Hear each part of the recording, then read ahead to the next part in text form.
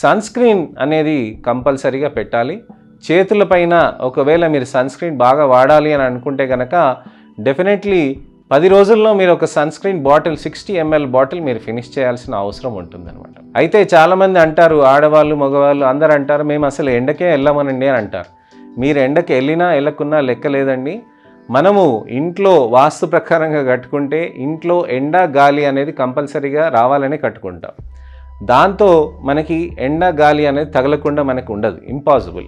ముఖ్యంగా ఆడవాళ్ళు ఏమని అంటారంటే, మేము అసలుకి బయటికే వెళ్ళాం కదండి, మాకు ఎండ ఎలా తగులుతుంది అని అంటారు.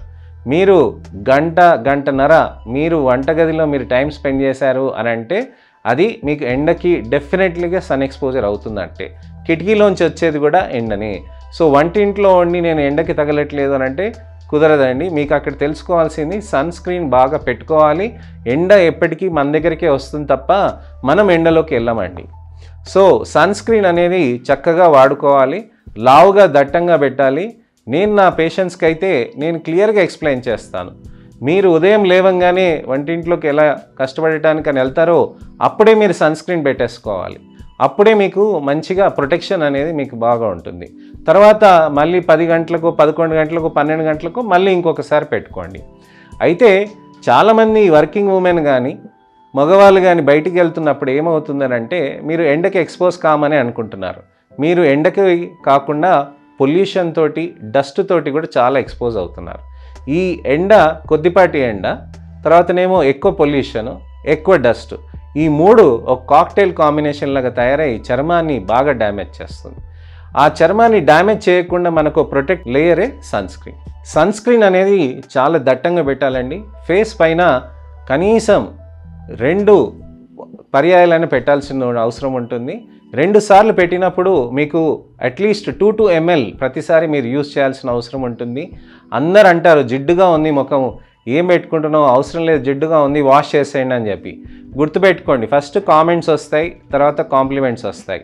మీరు సన్ స్క్రీన్ ఎంత మంచిగా వాడితే అంత మంచిగా మీకు రిజల్ట్స్ అనేటివి వస్తుందన్నమాట. అయితే సన్ స్క్రీన్ పెట్టుకున్నప్పుడు మీకు ఒకవేళ ఎక్కువ ఆయిలీగా ఉంటే ఏసీ కింద కానీ లేకపోతే ఫ్యాన్ కింద కానీ ఒక 5 నిమిషాలు 10 నిమిషాలు టైం స్పెండ్ చేయండి. అప్పుడు అది చర్మంలో ఇంకిపోతుంది. అప్పుడు మీరు బయటికి వెళ్ళొచ్చు. కొంతమంది డౌట్ ఉంటుంది, ఇది సైంటిఫిక్ ర్యాషనల్ తోటి ఉందండి, సన్ స్క్రీన్ పెట్టినాక ఒక 20 నిమిషాల తర్వాతనే కదా పనిచేస్తుంది అని అంటారు. అవును, సన్ స్క్రీన్ పెట్టినాక 20 నిమిషాల తర్వాతనే పనిచేస్తుంది. అలా అని మీరు హడావడిలో ఉంటాను, నేను సన్ స్క్రీన్ పెట్టినా 20 నిమిషాల తర్వాతనే పనిచేస్తుంది కదా, అంతలోనే నేను ఎండకి వెళ్ళిపోతాను, అంతలోనే నేను ఆఫీస్కి వెళ్ళిపోతాను, సో అవసరం ఏంటి అని అంటారు. ముఖ్యమైనది గమనించాల్సింది ఏంటంటే పొల్యూషన్ నుంచి ఒక ప్రొటెక్టివ్ లేయర్గా కూడా సన్ స్క్రీన్ బాగా పనిచేస్తుంది. అది మీ చర్మంలోకి ఇంకినా కానీ వాష్ చేస్తే మీకు పొల్యూషన్ డస్ట్తో పాటు వచ్చేస్తుంది. పిగ్మెంటేషన్స్లో నలుపు రంగులలో చాలా ముఖ్యమైనది గమనించాల్సింది ఏంటంటే మొట్టమొదటిది step sunscreen. Sunscreen వాడటంతో మీకు కనీసం 10 నుంచి 20% వరకు రిజల్ట్స్ వస్తాయి.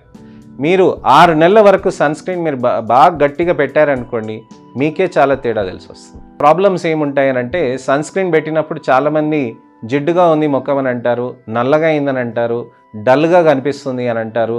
కానీ వాష్ చేసుకున్నాక మీరు ఏదైనా ఫంక్షన్కి కానీ లేకపోతే ఏదైనా అకేషన్కి కానీ పెళ్ళికి కానీ ఏదైనా కానీ వెళ్ళారనుకోండి, అక్కడ మీ చర్మం మంచిగా కనిపిస్తుంది.